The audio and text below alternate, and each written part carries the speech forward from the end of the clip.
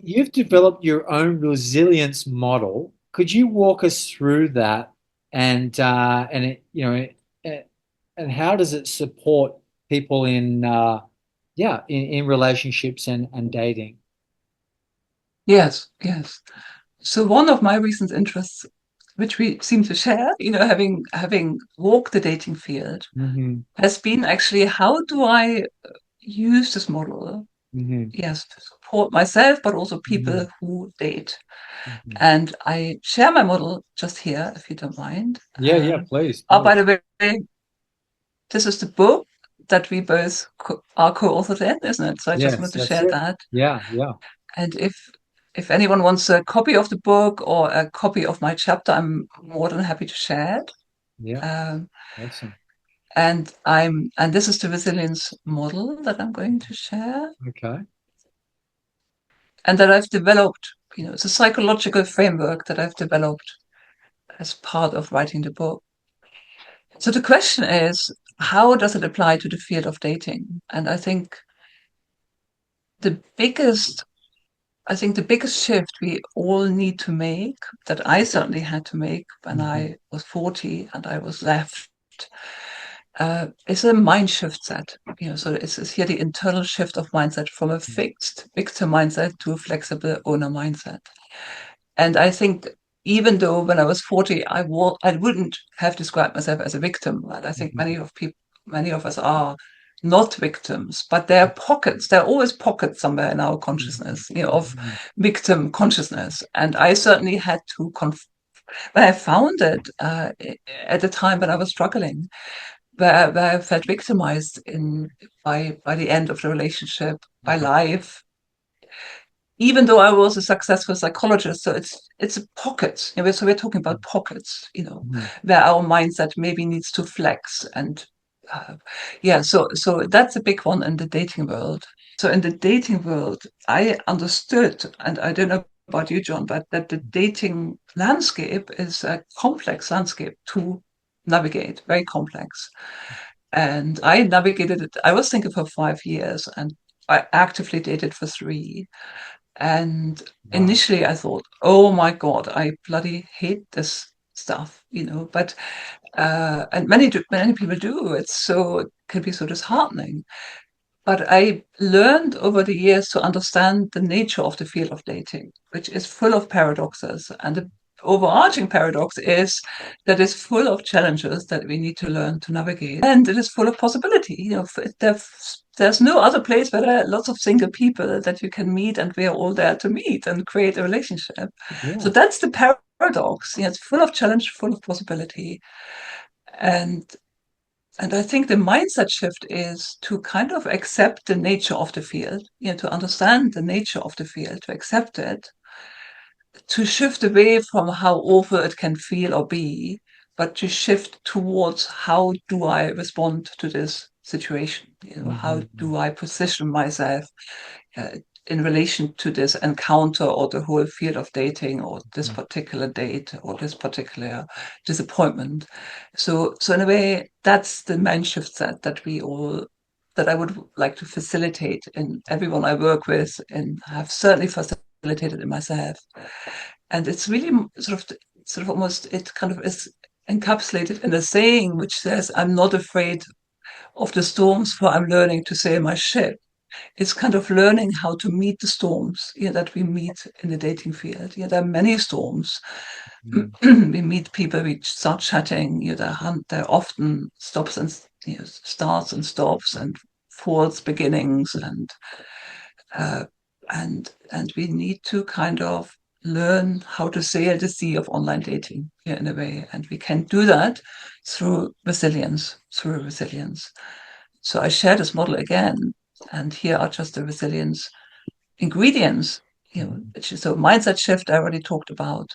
On the other hand, making friends with our feelings, which we really do need to be able to do in the dating world. Sometimes we may feel rejected, deflated, disheartened, hopeless, isolated. I think these are not uncommon feelings that I certainly have experienced, and They're I big know ones many too. men. Yeah, Do you they're know big them as ones. well? Yes, Yeah, yeah. yeah, Well, rejection, fear of rejection is, I think, a big one for most people. I think for everyone on yes, some I level, agree. it's a big one for me. Yes, Yeah, if I show up authentically as me, will I be accepted for me? And I feel that's an unconscious fear of a lot of people. This yes, yes, unconscious, inherent fear of being rejected that, who I am is not enough. yes, exactly, exactly. And it's a very common, yes, thought pattern and emotional pattern that is sometimes conscious and sometimes unconscious. And Yeah, it's particularly those ones. triggered in the field of dating. Yeah, Yes. And so therefore we need to learn how to manage this feeling. I mean, I've felt rejected many times, but I also have rejected many times. I think we all do. yes. It's a bit of a balance. So Yeah, yes, don't take it personally was a big one for me. that's a big It's mind not shift, that, isn't personal it? actually. Yes. Yes, Yeah, yes. not Yeah, I personal. love that. Yeah. So in that sense, because the field of dating evokes intense feelings, uncomfortable feelings, Yeah. we need to learn to self-regulate. So that's a big part of becoming resilient.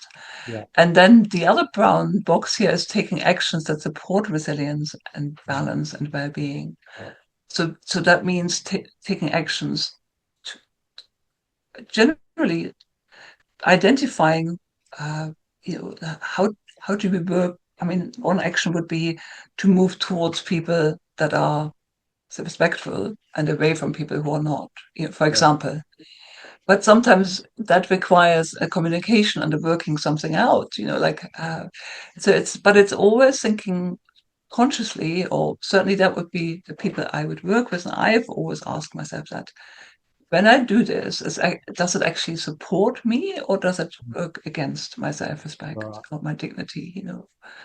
So it's kind of becoming more conscious of our mind patterns, what we do with our feelings and what we actually do, in a way. Mhm.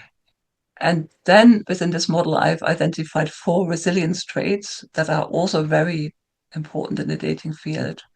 Would you like me to briefly outline how they maybe Yeah, yeah, that's a great relate? idea. Yeah. Okay. Okay. I give an example for each of them. So courage. Yeah. So a resilience trait is courage. That Yeah. means we need to be courageous, like you said. Mhm. Authentically showing up takes courage Yeah. because we don't know what the response will be. Yeah. It means someone might move away, for example. But we need to be kind of okay with that.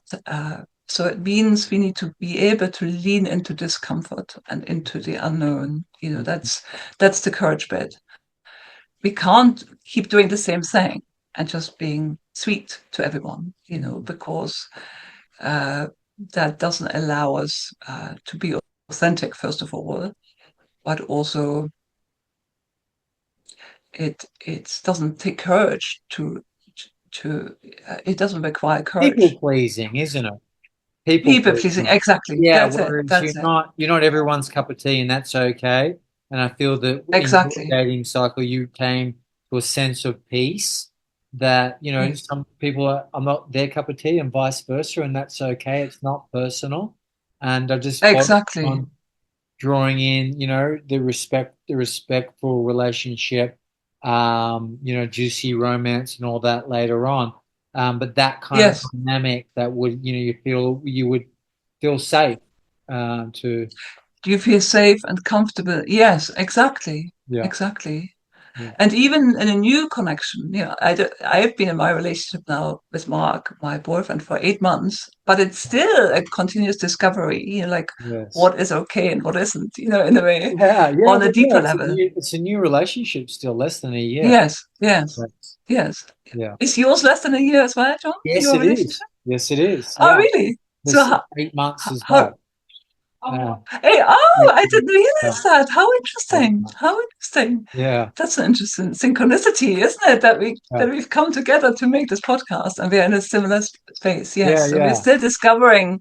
It's still, I feel I sometimes still, or quite a lot of times, have to be courageous to lean into discomfort. How do we create this connection? For example, Yeah. yes. How?